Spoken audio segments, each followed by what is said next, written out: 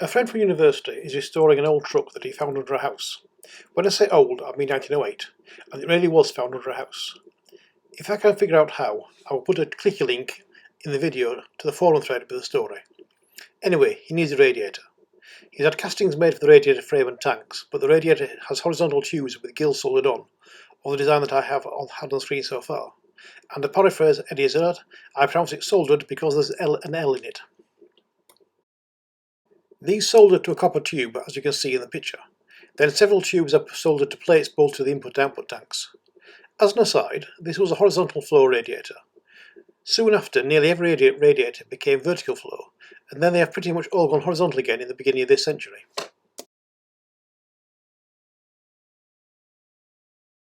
Effects of orientation, I came up with this design for a tool. There are several features to be made. The 5 petals are cut and formed with this pentagonal spike.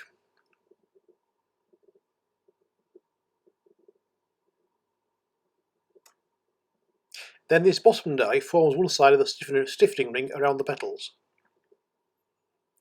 Then we have a top die to press into the bottom die, and with the right profile to cut the perimeter to shape.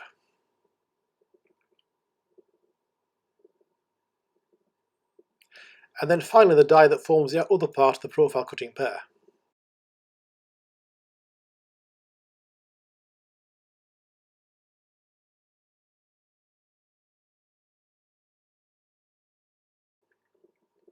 There is a die spring to allow the bottom forming die to move down, so we can cut the profile, and a body to hold all the parts.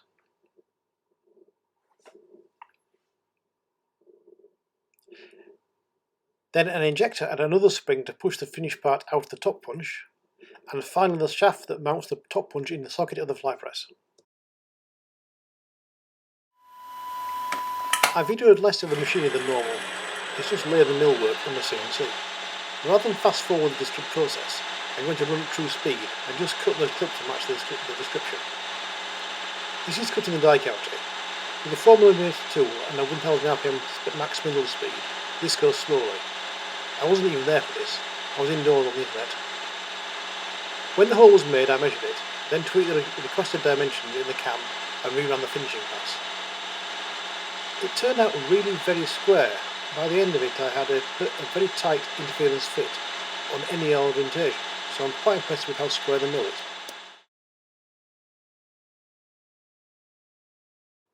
A similar process was used for the punch, but I could use a much bigger tool and faster feed. In the end I didn't do the final tweak. This part ended up very close and I was expecting some movement during heat treating. I heat treated using my homemade heat treatment Q furnace. There is an article about this in my blog which is linked from my channel front page if anyone really cares. I quenched into old engine oil from my bike. The wires connect to the parts have 1, 2 and 3 bends, so I know what order they should come out in. After quenching in my soup pan, I tempered them in the oven. There are some small advantages to being single.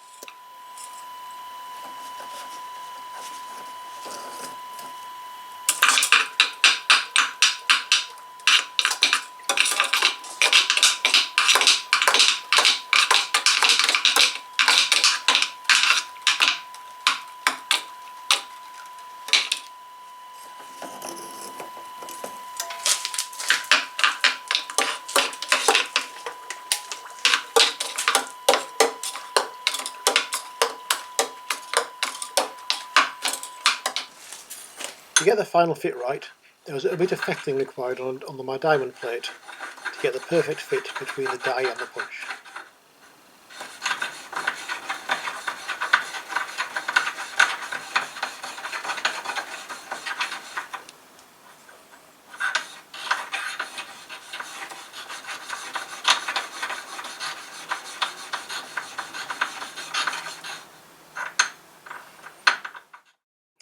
And here is a badly framed assembly. First of all, the spike goes in and is secured by a grub screw.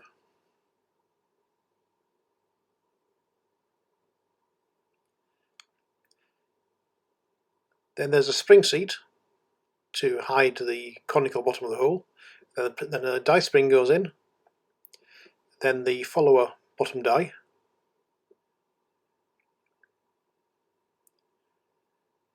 Then the die itself goes in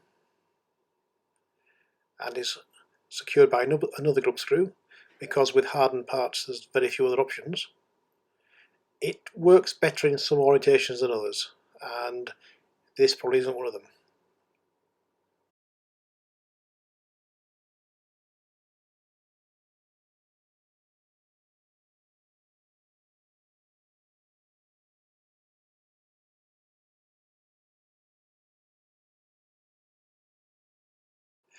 There are two pins to make it easier to align the blank material with the die.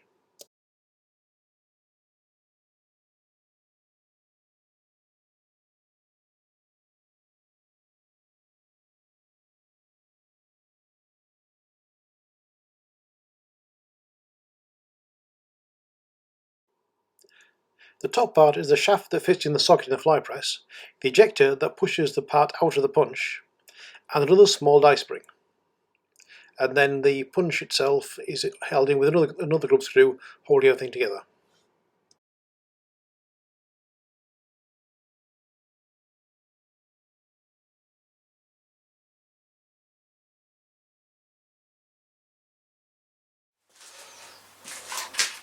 After adding a stripper to remove the slot from the die, and a foot operated air blast to kick the part out of the die, I have the cycle time down to about 5 seconds. With 14,000 gills in the radiator, this is still going to be a long, tedious task. I console myself with the fact that I won't be the one doing it.